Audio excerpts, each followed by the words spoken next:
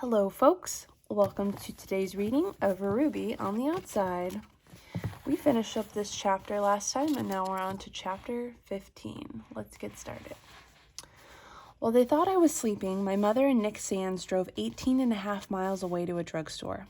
There is a video recording the entire 2 minute and 42 seconds exchange between Nick and the boy behind the pharmacy counter. So there really wasn't much for the defense attorney to argue. According to the Saratoga Daily Gazette and District Attorney of Saratoga County, Nicholas Sands, age 26, and Janice Sands, age 23, walked into the CVS on Congress Street in Glens Falls, New York. They wandered the cosmetics aisle for a while. Mrs. Sands picked up some shampoo, then they proceeded to the back of the store and approached the teenager working as a clerk in the pharmacy that night.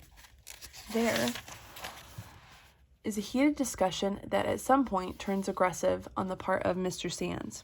In the video, Mrs. Sands stands somewhat behind her husband but does not appear to be in distress, nor does she appear to be participating unwillingly. At some point during the argument, which became increasingly more heated, Mr. Sands pulled a gun from his pocket and shot the CVS employee. He then fled the scene. Mrs. Sands is seen in the video climbing over the counter where she remained on the floor beside the victim until police arrived. There is more. Nick Sands, who had several previous drug offenses, was charged with second-degree murder but was able to reduce his sentence from life behind bars to 8 to 10 by giving the district attorney information that led to the arrest of a well-known local drug dealer. Janice Sands was sentenced to 20 to 25 years in maximum security prison. The computer screen is the only light in my room. It is like a beacon, but it does not lead me to safety. It threatens to take it all away. I don't want to find out what I know I will find out if I keep searching, but I click the link after link. I keep searching. There are newspaper articles, police reports, court documents, all online. There are follow-up stories on everything from gun control to spousal abuse.